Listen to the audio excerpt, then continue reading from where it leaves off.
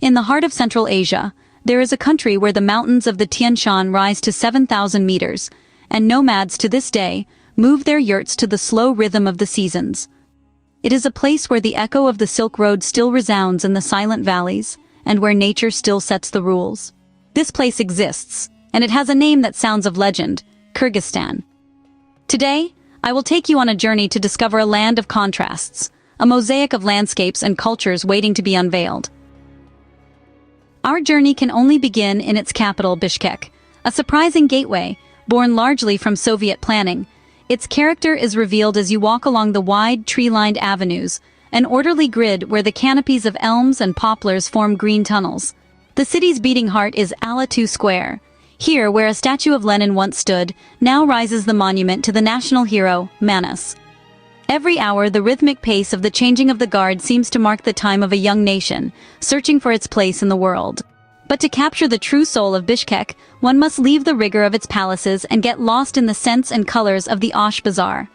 The air is saturated with the aroma of spices, dried fruit, and freshly baked bread. Leaving the city, we head east, towards a pearl set among the mountains. 170 kilometers from Bishkek, a body of water that seems to have no end opens up before us. This is Lake Issyk-Kul. Its name, in the Kyrgyz language, means hot lake. Despite its altitude of 1,600 meters, its waters never freeze, not even in the harshest winters. The secret lies in its remarkable depth, up to 700 meters, and in a slight salinity that lowers its freezing point. Imagine a mirror of water, a deep, almost cobalt blue, surrounded by a frame of perennially snow-capped peaks. The contrast between the azure of the water and the white of the mountains creates a panorama of almost unreal purity, an inland sea at an altitude of over 1,600 meters. If Issyk-Kul is the sea between the mountains, then Song-Kul is the nomadic soul of Kyrgyzstan. To reach it, one must ascend, crossing mountain passes that exceed 3,000 meters. And then, suddenly, the landscape opens up onto a boundless plateau. Here, at over 3,000 meters, the water is more like a silver plate, reflecting the changing sky of Central Asia. All around, there are only gentle hills and summer pastures, which for centuries have been the destination for shepherds. To be here means to share a rhythm dictated by nature. Song-Kul is not just a place. It is an experience that brings us back to a more essential dimension of existence.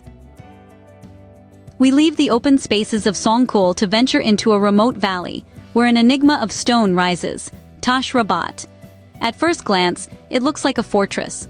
The most accepted theory is that it was a 15th century caravanserai, a refuge for caravans traveling a secondary branch of the Silk Road. To step inside is to take a leap back in time. The central dome, built without mortar using only the technique of perfectly interlocking stones, has withstood centuries of earthquakes. The walls, nearly 2 meters thick, kept the heat in during winter and the cool in during summer. Our journey now takes us south, to the country's oldest city, Osh. If Bishkek is the modern head of Kyrgyzstan, Osh is without doubt its ancient and multicultural heart, with more than 3,000 years of history. Its undisputed symbol is the mountain that dominates the city, Suleiman II, or Solomon's Throne, a UNESCO World Heritage Site. It has been a sacred place for millennia. The land in Kyrgyzstan can change color suddenly. Southwest of Lake Issyk-Kul, we enter the Jeti-Oguz Gorge. Its name means 7 bulls. The iron oxide in the sandstone, shaped by millennia of erosion, has created these imposing formations, whose color changes throughout the day. Ochre in the morning, fiery red at noon, and almost violet at sunset. Jeti-Oguz is a fertile valley, where the deep green of the pastures contrasts sharply with the red of the rocks, a place where the power of nature is revealed through geology. Our route leads us to Karakol, a quiet town surrounded by the peaks of the Tian Shan. Strolling through its streets, one discovers unexpected traces of distant worlds. The first is the Dungan Mosque. Looking at it, you might mistake it for a Chinese pagoda. It was built in the early 20th century by Dungan artisans, Muslims of Chinese origin, entirely from wood and, according to tradition, without using a single nail.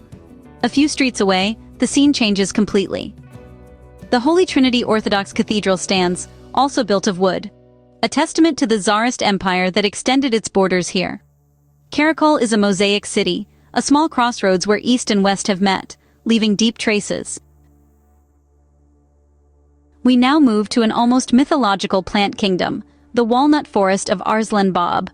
Not just a simple forest, but the largest of its kind in the world, an immense natural orchard that stretches for thousands of hectares. Legend has it that Alexander the Great, passing through here, took some of these walnuts with him to Greece. For the local communities, this forest is not only a heritage, but a source of life. From the lushness of the forest, we pass to the silence of history. In the middle of a plain, the Burana Tower stands solitary. It is what remains of an ancient minaret. It was the heart of Balasagun, a flourishing city on the Silk Road that vanished centuries ago. Around the tower, a small stone army keeps watch in silence. These are the Balbals, ancient funerary steles with stylized faces, mute witnesses to the peoples who passed through this land. Our journey concludes by returning one last time to the shores of Lake Issyk-Kul at Cholpon-Ata. Here lies a treasure far more ancient than its beaches, an immense open-air art gallery. Across an area of dozens of hectares, thousands of boulders, smoothed by glaciers, have been transformed into stone canvases. These are the Petroglyphs of Cholpon-Ata.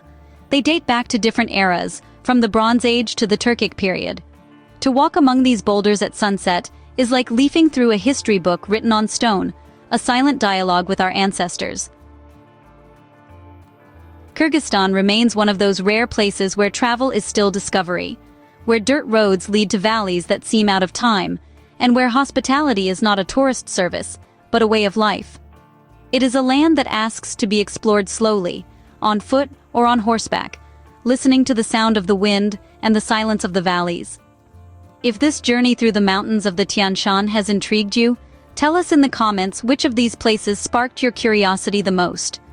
And if you want to continue exploring the remote corners of the planet with us, subscribe to the channel to discover places where geography becomes adventure. Thank you for traveling with me. Until the next exploration.